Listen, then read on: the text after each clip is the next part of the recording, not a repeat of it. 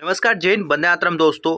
तो देखो, इस वीडियो में आपको बताने वाला हूँ द सुरेंद्र पार्क आईपीओ या फिर आप इसे द पार्क आईपीओ भी कह सकते हो। तो इसके अलॉटमेंट स्टेटस के बारे में बात करेंगे कि क्या स्टेटस है अभी इसका अलॉटमेंट का। जैसे कि आपको पता है लिंक की टाइम पे आने वाला है। ठीक है, देखो, अगर मैं आपको यहाँ पे एक इंपॉर्टेंट बात सबसे पहले बता दूं कि यहाँ पर आपको बिडिंग प्राइस 155 का दिख रहा है। कितना? 155, 147 है 55, आपको 55 का चूज करना था।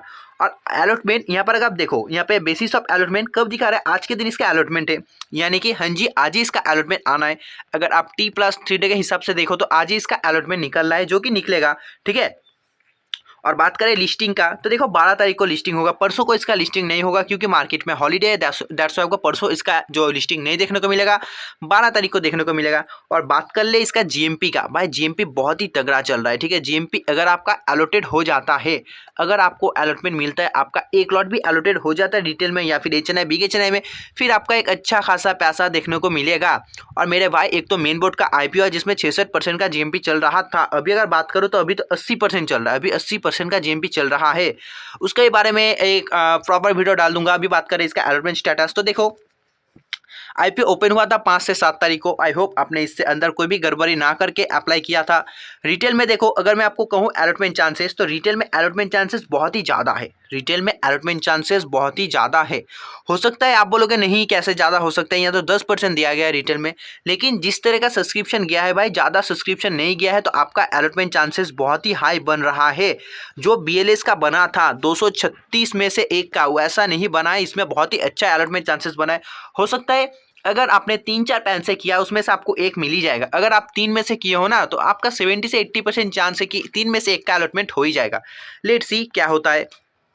देखो यहाँ पर और एक जो यहाँ पर मेन दिया जाता है ये एंकर का है। ये मैंने आपको बताया, एक बार बता दूं कि ये एंकर का लिस्ट होता है कि एंकर क्या कब कर सकता है। बताया है कि एंकर को सबसे पहले देखो 409 करोड़ का शेयर दे दिया है। एंकर को बहुत ज़्यादा दिया था, 75% एंकर को मिल चुका है क्यों भी उसके अंदर। तो एंकर इस 75% शेयर को पहला जो सेल कर पाएगा, 75 में से 50% पहले शेयर कर पाएंगे 30 दिन बाद, जो कि 9 मार्च को आता है। और बाकी जो रेस्ट ऑफ 50% बच गया वो सेल कर पाएंगे 90 डेज बाद, जो कि 8 मई को कर पाएंगे। ठीक है, और बात करेंगे नीचे सब्सक्रिप्शन की। देखो मेरे भाई, रिटेल में ज़्यादा सब्सक्रिप्शन है नहीं, आपको अलॉटमेंट चांसेस अच्छा खासा देखने को मिलेगा। और अलॉटमेंट चांसेस जो है ज़्यादा, वो मैं आपको कह सकता हूँ बिग एचएनआई में है। ठीक है, बिग एचएनआई में अच्छा खासा अलॉटमेंट चांसेस है। आपको यहाँ पर दिख रहा है 61 टाइम, लेकिन अगर आप इसे विथ डेप्थ में जाकर देखोगे तो ज़्यादा नहीं बनेगा ये। जैसे कि आप सभी को पता है आज इसका अलॉटमेंट है। अगर अलॉटमेंट मिलता है मेरे भाई फिर भी अच्छा है, अगर नहीं मिलता फिर तो थोड़ा दुख है, लेकिन फिर भी अच्छा है। क्यों कह रहा हूँ अच्छा है? क्योंकि देखो अगर आपका इसमें अलॉटमेंट नहीं बनता तो आपका पैसा आपको रिफंड कर दिया जाएगा और आप फिर राशि में लगा सकते हो। अदरवाइज अगर आपका इसमें पैसा हो जाता है, यानी कि इस पर अगर अलॉटमेंट मिल जाता है, फिर तो आप राशि में अप्लाई नहीं कर पाओगे। क्योंकि वहाँ पर रिफंड नहीं होता है, वहाँ पर आपका लिस्टिंग के बाद पैसा मिलेगा, फिर आप राशि में अप्लाई नहीं कर पाओगे। अगर अलॉटमेंट नहीं होता फिर आप इस पर कर पाओगे। और अगर देखो तो राशि में आपका 2 बेनिफिट है। क्या? तो पहले तो एपीजे से अच्छा जीएमपी चल रहा है, टक्कर में चल रहा है। और दूसरा तो क्या कि राशि में आपको 35% मिला है रिटेल में।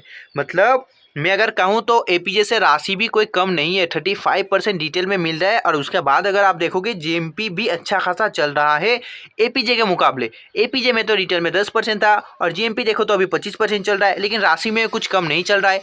ठीक है, बात करें यहाँ रिटेल की तो रिटेल में देखो 32 गया है। अगर मैं आपको यहाँ पे कदमे हूँ तो अलॉटमेंट आपको मिल जाएगा भाई, हर 30 बंदों में से आपको एक में अलॉटमेंट मिलता दिखेगा। हो सकता है ये कैसा होता है मैं आपको समझाता हूँ। सोचो ये टोटल 29 बंदा है, ठीक है, और जिसको ये अलॉटमेंट मिलेगा ये वो बंदा है। ये क्या होता है, आपने अप्लाई किया है 3, ठीक है, आपने 30 ही अप्लाई किया, आपने 30 ही अप्लाई किया है। आपने सोचा भाई 30 तो सब्सक्रिप्शन गया है और 30 मैंने भी अप्लाई किया, फिर तो मुझे एक लॉट मिलना एकदम पक्का है। लेकिन ऐसा नहीं होता, हर लॉट में सोचो 30 करके अलॉटमेंट निकलेगा, क्योंकि सब्सक्रिप्शन गया है 30। तो क्या होगा, 30 में से 29 को निकाल दिया जाएगा और एक को अलॉटमेंट मिलेगा। आपने ये जो 30 अप्लाई किया है, हो सकता है आपका ये 30 इस 29 में पड़ता है कि आपका 29 एप्लीकेशन इसमें आ गया जो कि रिजेक्ट हो गया, और जो आपका एक बचा कि जिसमें अलॉटमेंट मिल रहा था वो दूसरा वाला लॉट पे चला गया, जहाँ से और 29 को रिजेक्ट करेगा और एक को अलॉटमेंट मिलेगा। और आपका ये एक वाला फिर से इस 29 पे आ गया जहाँ पर आपको रिजेक्शन फेल करने मतलब फेस करने को मिला। तो क्या होगा, यहाँ पर कोई ऐसा नहीं है कि आपने 30 किया मतलब आपको एक मिलेगा ही मिलेगा, ऐसा कुछ नहीं है, ठीक है। ये पूरा लॉटरी है। ऐसा भी हो सकता है कि आपने सिर्फ एक ही लॉट किया, और यहाँ पर जो सब्सक्रिप्शन भाई 1400 गया है, सब्सक्रिप्शन 400 गया है। तो आप ऐसा नहीं है कि आपको एक करने से नहीं मिलेगा, आपको एक करने से भी मिलेगा। अगर आप 400 करोगे तो आपको 400 से भी मिलेगा, हाँ, लेकिन टोटल डिपेंड है लक के ऊपर। लक आपको कहेगा हाँ मिलेगा या नहीं। ऐसा नहीं है कि कुछ कन्फर्म है एकदम गारंटी आपको मिलेगा, ऐसा नहीं। बात करेंगे जीएमपी की, तो देखो यहाँ पर एपीजे का जीएमपी दिखाओ बहुत ही अच्छा चल रहा है, अभी के मुकाबले भाई बहुत ही अच्छा चल रहा है। देखो 155 का बिडिंग प्राइस है, आई होप आपने 155 का चूज़ किया था। और यहाँ पर अगर मैं आपको जीएमपी दिखाऊँ 41 का चल रहा है। जीएमपी कितना चल रहा है? 41 का।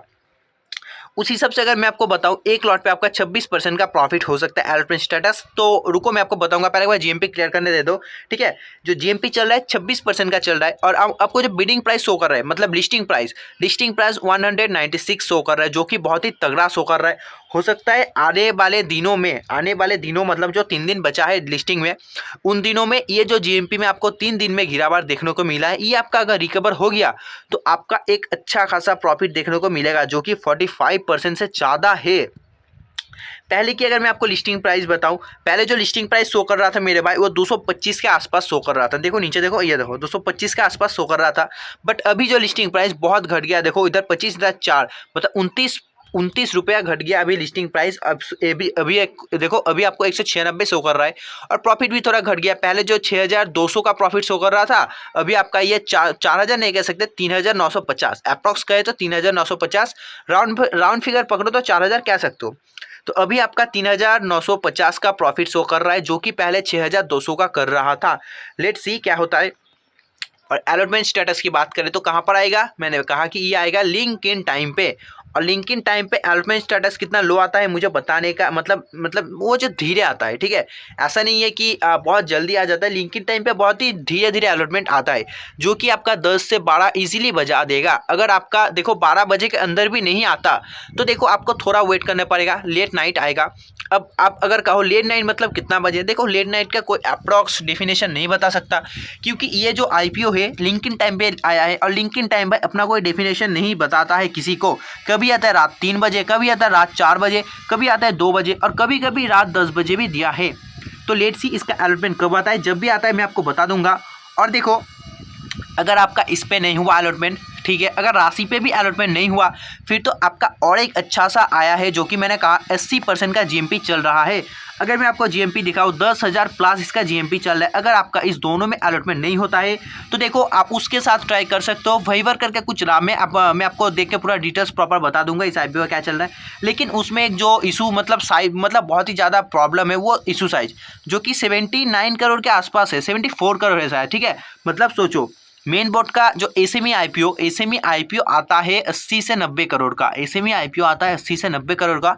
और ये वाला जो मेन बोर्ड का आईपीओ आया है, ये आया है 74 करोड़ का। मैंने तो पहली बार मैं ये आईपीओ कम से कम 2 से 3 साल से अप्लाई कर रहा हूँ। बहुत नॉलेज है 2-3 सालों में, जितना भी मैंने अपने एक्सपीरियंस से गेन किया है, तो उस नॉलेज में उस एक्सपीरियंस में 3 साल में मैंने ऐसा कभी नहीं देखा कि कोई मेन बोर्ड का आईपीओ आया है, वो भी 70 करोड़ के अंडर। अगर आपने कभी भी देखा है किसी भी मेन बोर्ड आईपीओ को 70 करोड़ के अंदर, तो कॉमेंट करना, मैं भी जानना चाहता हूँ वो कौन सा ऐसा मेन बोर्ड आईपीओ था जिसने 70 करोड़ के अंदर अपना आईपीओ लाया था। कंपनी कौन सा था मुझे आप कमेंट करना, मैं देखना चाहता हूँ।